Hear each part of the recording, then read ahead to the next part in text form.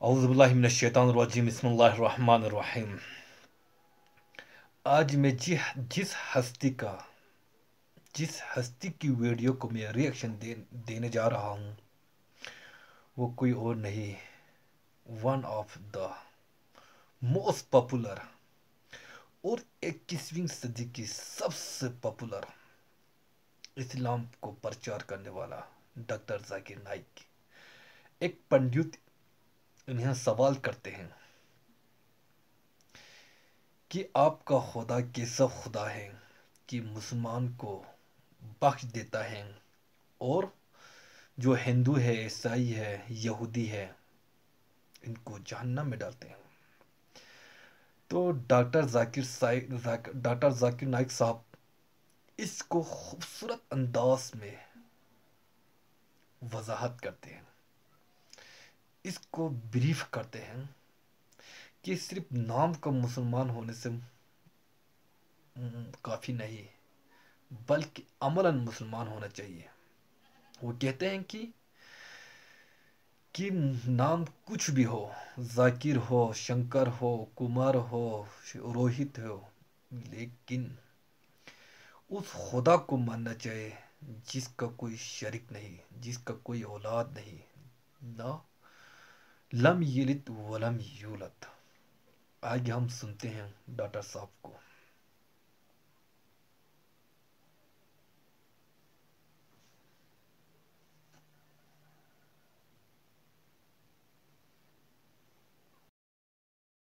मेरा नाम मुकुंद दवे है,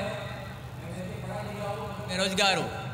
आपने बोला है कि जो इस्लाम कबूल करता है उसके हजारों गुनाह माफ़ हो जाता है, मगर मेरे हिसाब से सबका मालिक एक है और एक मालिक होते हुए किसको ये नज़र से देखता है और किसको वो नज़र से देखता है। हिंदुओं को माफ़ नहीं करेगा और जो इस्लाम धर्म स्वीकार करता है उसको माफ़ कर देगा। ये कौन सा ऊपर वाले का कानून है जो मेरी समझ में नहीं आ रहा है। बहुत अच्छा सवाल, बहुत अच्छा सवाल। मालिक एक तो सारे इंसानों के लिए अदल भी एक होता है। बहुत अच्छा सवाल, बहुत अहम सवाल। भाई का सवाल है कि ये किधर का मुसलमानों को माफ़ करता है, हिंदू को नहीं माफ़ करता है। मैंने आपसे कहा कि जो इंसान नाम का मुसलमान है, उसका नाम मोहम्मद अब्दुल्ला जाकिर है, तो वो काफ़ी नहीं जन्नत में जाने के लिए। मुस्लिम का मतलब वो इंसान जो अमन हासिल करता है अपनी ख्वाहिश, अपनी मर्ज़ी से खुदा के अहकामात पे अमल करने के बाद। यानी जो इंसान अपने मालिक के अहकामात पे अमल करता है वो सच्चा इंसान है। वो नाम का क्या है उसका मैं कोई लेना देना नहीं। यहाँ मैं कह रहा हूँ कि जो इंसान अल्लाह के अलावा किसी के साथ शिर्क कर रहा था, आज शिर्क करना छोड़ दिया, आज उसके गुनाह माफ़ होंगे। चाहे कोई भी हो, आप भी अगर कहते कि मैं शिर्क करना छोड़ दूंगा, अल्लाह के अलावा किसी और की इबादत नहीं करूँगा जो हिंदू मज़हब की किताब में लिखा है, और मैं मानूंगा आखिरी पैगंबर मोहम्मद सल्लल्लाहु अलैहि वसल्लम में, चाहे आप ईसाई है, चाहे आप हिंदू है, चाहे आप यहूदी है, आज आप अगर अपने मालिक का कहना मानेंगे तो आपका मालिक आपको माफ़ करेगा। लेकिन अगर आप कहेंगे मेरा मालिक एक, लेकिन मालिक का कहना नहीं मानेंगे तो मालिक कैसा माफ़ करेगा। मिसाल के तौर पे एक एग्जामिनेशन होता है, टीचर सारे तालिबे इल्म के लिए बराबर है। टीचर एक साल के लिए सारे तालिबे इल्म, सारे स्टूडेंट्स को सिखाता है, बराबर। लेकिन एग्जामिनेशन में जो टीचर पूरे साल भर सिखाता है, जो तालिबे इल्म वो टीचर के सिखाए मुताबिक एग्जामिनेशन पेपर में लिखता है वो पास हो जाएगा। जो तालिबे इल्म टीचर जो सिखाता है उसके खिलाफ काम करता है तो टीचर क्या उसको पास करेगा? चाहे वो हिंदू, मुस्लिम हो, ईसाई हो, जो टीचर सिखाता है उसके ऊपर वो तालिबे इल्म उसके मुताबिक इम्तिहान देता है, वो पास होगा। आपका मालिक, हमारा मालिक एक है। सारी किताबों में लिखा है, हिंदू मज़हब की किताब में, यहूद मज़हब की किताब में, ईसाई मज़हब की किताब में, इस्लाम मज़हब की किताब में, सिख मज़हब की किताब में कि मालिक एक है। मालिक के अलावा किसी की इबादत नहीं करना चाहिए, खुदा के अलावा किसी की इबादत नहीं करना चाहिए। कल मैंने फरमाया था कि उस खुदा की कोई प्रतिमा नहीं, कोई अक्स नहीं, कोई फोटोग्राफ नहीं, कोई पिक्चर नहीं, कोई बुत नहीं, कोई मूर्ति नहीं। फिर अगर आप मूर्ति देंगे तो आप मालिक का कहना नहीं मान रहे। तो अगर आप मालिक का कहना मानेंगे, आपका नाम कुछ भी हो, मोहन हो, कुछ भी हो, शंकर हो या अब्दुल्ला हो, अगर आप मालिक का कहना मानेंगे तो आप सचमुच उस मालिक के बंदे हैं।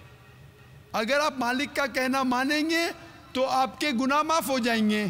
तो ये अरबी में कह रहा हूँ कि मुस्लिम तो लोग को ये लफ्ज़ से नफ़रत है। अगर नफ़रत है तो मैं मुस्लिम लफ्ज़ को निकालता हूँ। मैं ये कहता हूँ जो भी इंसान अपने मालिक का कहना मानता है उसे अरबी में कहते हैं मुस्लिम। लेकिन आपको मुस्लिम शब्द से नफ़रत है, मुस्लिम शब्द को निकाल दो। मैं ये कहूँगा जो खुदा के अहकामात पे अमल करता है, खुदा के कलमात पे अमल करता है, ये मानता है कि खुदा एक है, उसके अलावा किसी की पूजा नहीं करना चाहिए, वो इंसान के गुनाह वो मालिक माफ़ करेगा।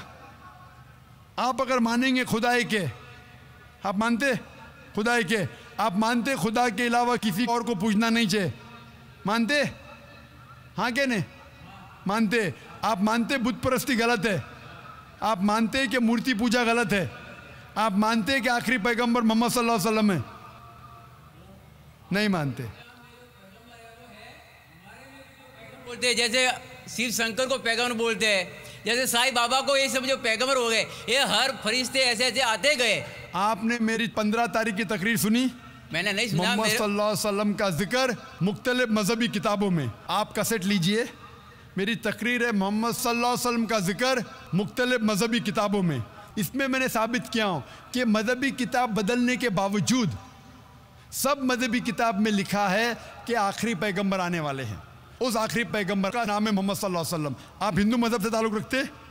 हिंदू मजहब की किताब में लिखा है, भविष्य पुराना पर्व 3 खंड 3 अध्याय 3 श्लोका 5 से 8 में लिखा है भविष्यवाणी मोहम्मद सल्लल्लाहु अलैहि वसल्लम की। आप पढ़ेंगे भविष्य पुराना पर्व 3 खंड 3 अध्याय 3 श्लोका 10 से 27 में मोहम्मद सल्लल्लाहु अलैहि वसल्लम का जिक्र है। आप कुंटब सुक्ता पढ़िए, अथर्वा वेद में लिखा है, किताब number 20 him number 127 shloka number 1 से 14 में लिखा है मोहम्मद सल्लल्लाहु अलैहि वसल्लम के बारे में। आप पढ़िए अथर्वा वेद किताब नंबर 20 अध्याय नंबर 21 श्लोका नंबर 6 और 7 में मोहम्मद सल्लल्लाहु अलैहि वसल्लम का जिक्र है।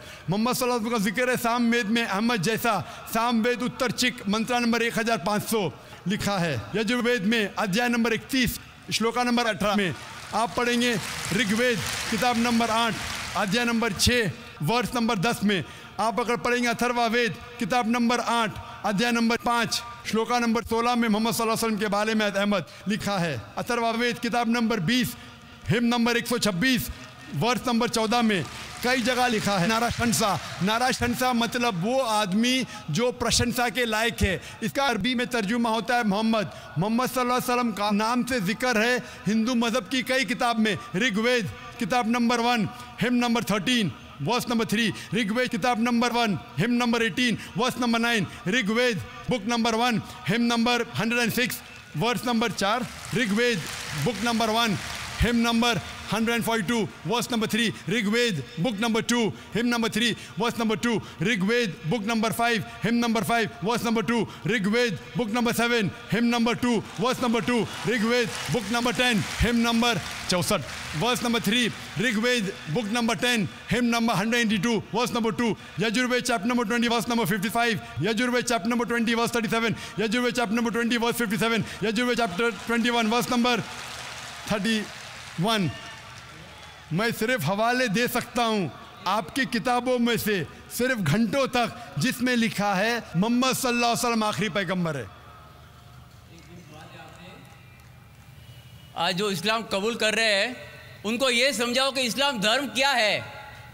उनको वो समझ में, मेरे भी समझ में नहीं आ रहा था इस्लाम बोलते किसको। आपने कहा कि जो लोग इस्लाम कबूल कर रहे उन्हें समझाओ इस्लाम धर्म क्या है। आप नहीं समझे, वो लोग समझे इसलिए तो इस्लाम कबूल किए। आप भी समझेंगे तो आप भी कबूल करेंगे। ये 10 रोज़ा कॉन्फ्रेंस जो था, हमारा मकसद था बताने के लिए सारे इंसानों को इस्लाम क्या है।